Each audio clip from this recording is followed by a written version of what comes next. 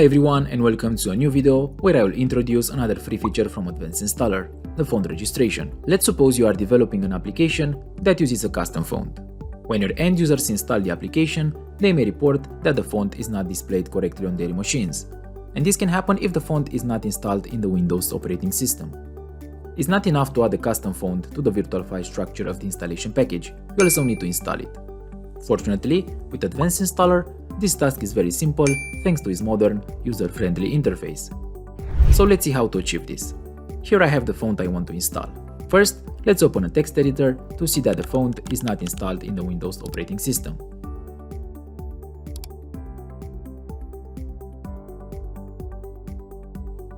As you can see, the font is not listed here. To install it, just follow the next steps. Go to the Files and Folders page. In the directory tree, navigate to Windows Volume, Windows, Fonts, and add the font file here. Then, right-click on your font file and choose Properties from the context menu. Go to the Registration tab and check the Register Font checkbox. If your font file is a TrueType or TrueType Collections font, leave the registration name field blank, otherwise, provide a name for your font.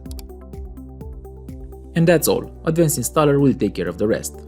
Now, let's build and run the package.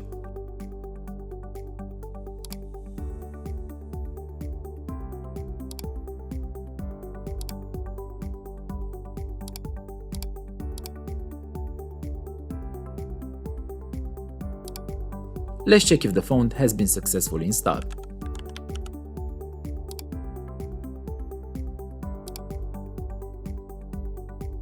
As you can see, the font is now listed here. In conclusion, font registration is an essential step in ensuring your custom fonts are available to your end users. With Advanced Installer, you can simplify this process and make it a seamless part of your installation package. For more guides and tutorials, check out the Advanced Installer YouTube channel and the Advanced Installer blog.